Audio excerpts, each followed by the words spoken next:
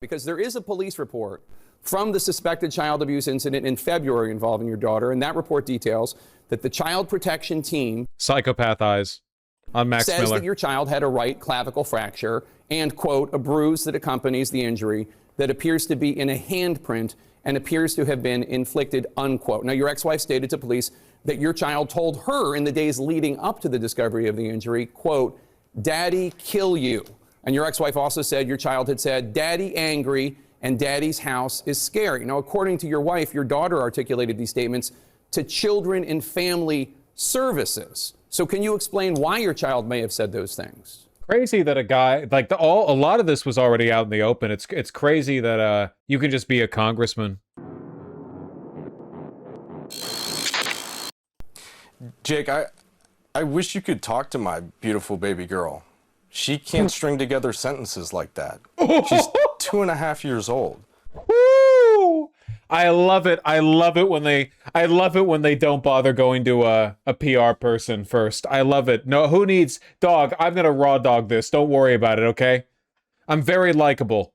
She doesn't have the ability to articulate any of what you just said. That is an entire fabrication of the truth. I have actual video, actual documentation. That's so fucking crazy. I can't believe that's the angle he's going with. Holy shit.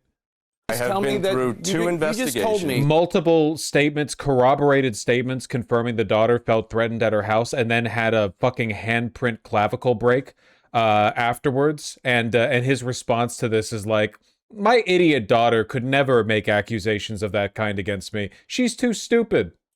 That she had said that she was scared to go to mommy's house. She is, and I have video of it. But now you're saying that she's not capable of saying, "Daddy, kill you"? I mean, it seems like she's either able to say one but not the other. Jake, that doesn't make sense. Jake, I'm gonna fucking karate chop you in the clavicle unless you stop asking me these questions. Jake? To be very direct, this is incredibly disturbing. I am not going to my child to say, "Daddy, kill you." You have to look at the timing of everything that is taking place, right? What about due process? I have already been through these investigations, and I know that I've said that now 3 times, and we're kind of just blowing past this. But these are individuals who do their jobs to protect kids. And the main job of the court and the main job of Child Protective Family Services and the main job of our judge, who has been appointed to our divorce case, is to make sure that our daughter is safe. And every single one of those individuals has agreed with me. I have full shared... That's so funny. That's so funny. Tomorrow's the last day for him to drop out. And if he doesn't, it's basically a free win for the Democrats. Because he's actually... It's crazy. We've actually found a level of personal reprehensibility that affects Republicans' voting chances, you know, or electoral chances.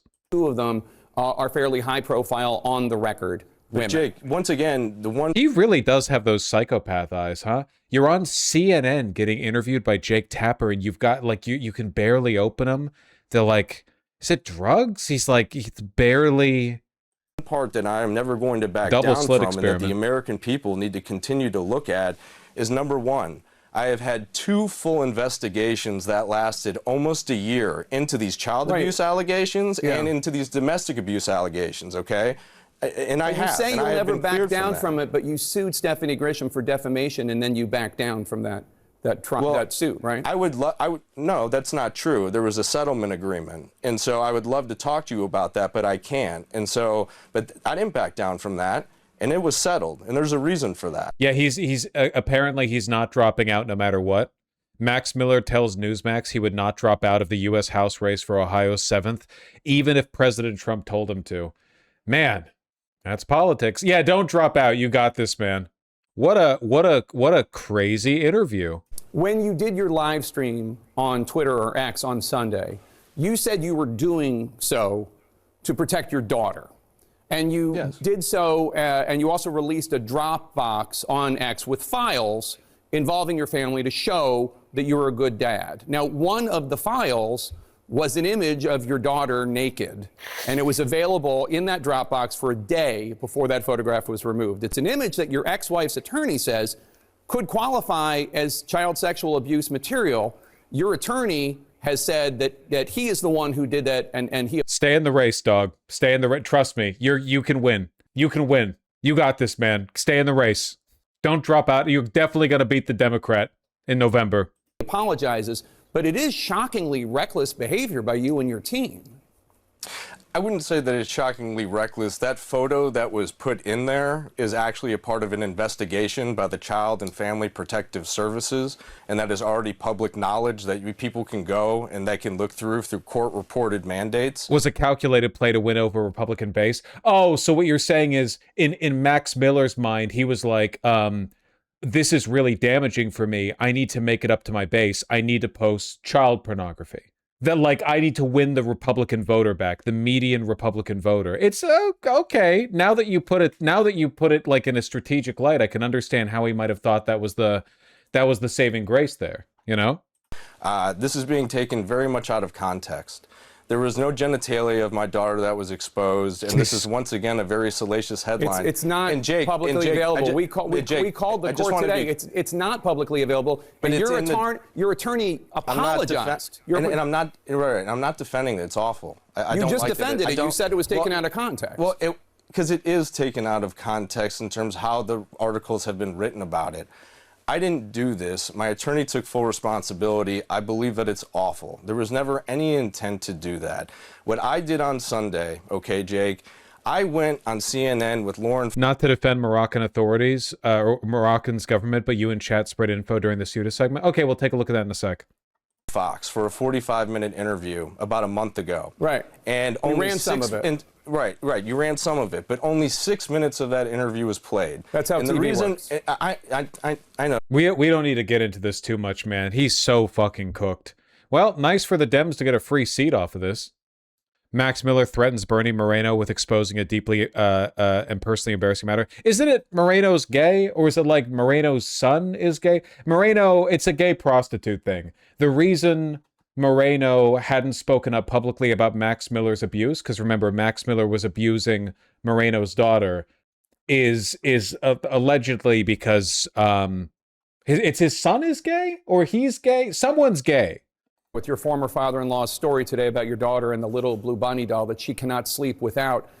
If it's true, that sounds like emotionally abusive behavior toward a toddler to refuse to give it to her when she can't sleep without it.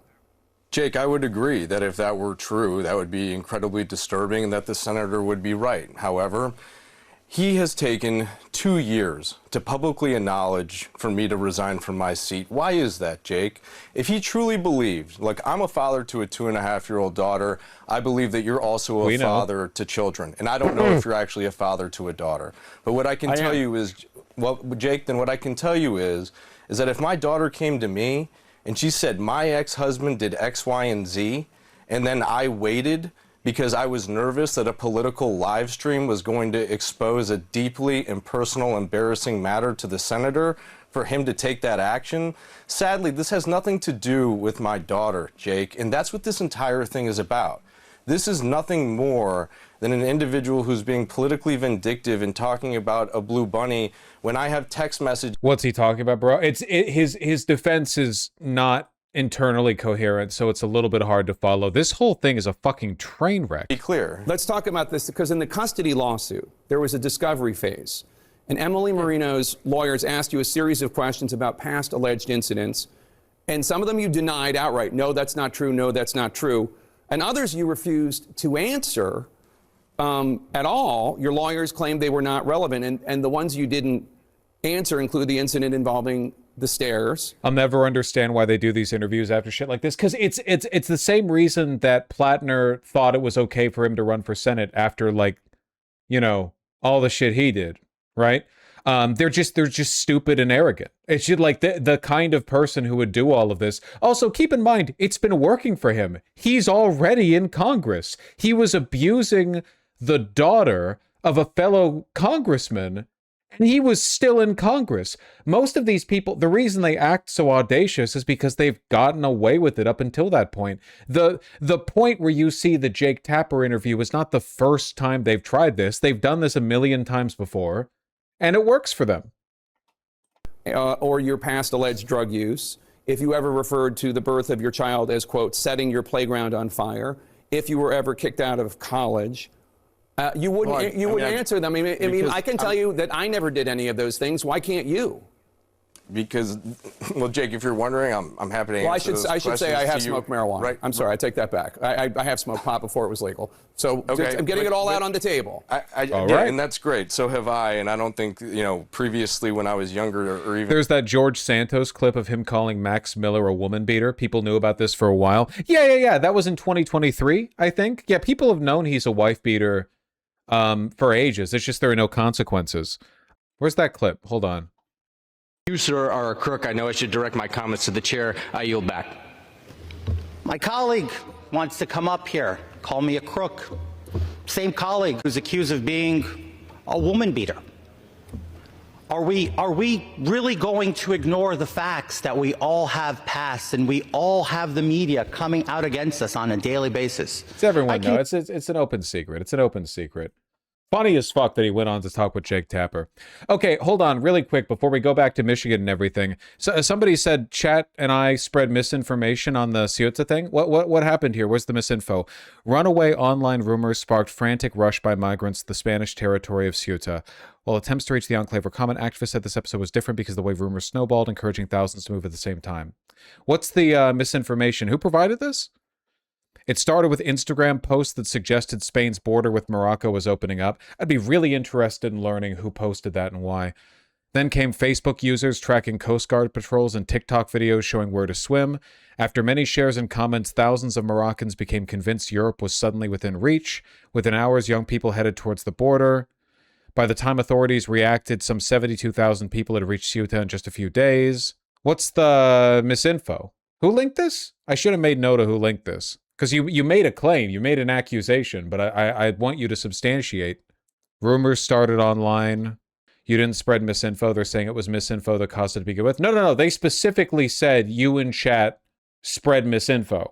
It was me. It wasn't orchestrated by the Zionist USA Morocco deep state. How do you know? What here contests the idea that this was manufactured in an effort to punish Spain for not taking Israel's side against Gaza? There's a lot of evidence on this point. There's been like a joint effort between Israel and the U.S. to punish Spain lately, up to and including Republicans voting in favor of a bill that recognizes Ceuta as occupied Moroccan territory. They're not subtle with it. So how does this prove the Moroccan government wasn't complicit? We do have reports that the Moroccan police were encouraging people. Moroccan authorities said the migration wave was not spontaneous. The Interior Ministry blamed the exploitation of the digital sphere and the spread of misinformation. Okay. I don't see how this... Oh, here we go. Several politicians and experts have suggested it would be impossible for so many to cross without Moroccan complicity. A high-ranking Moroccan diplomat appeared to push back against that. It would be reductive to say Morocco should have used force to stop the migrants. Wait, that's not the claim there. Who spoke on condition of anonymity? Yeah, no, I don't think this really changes my priors.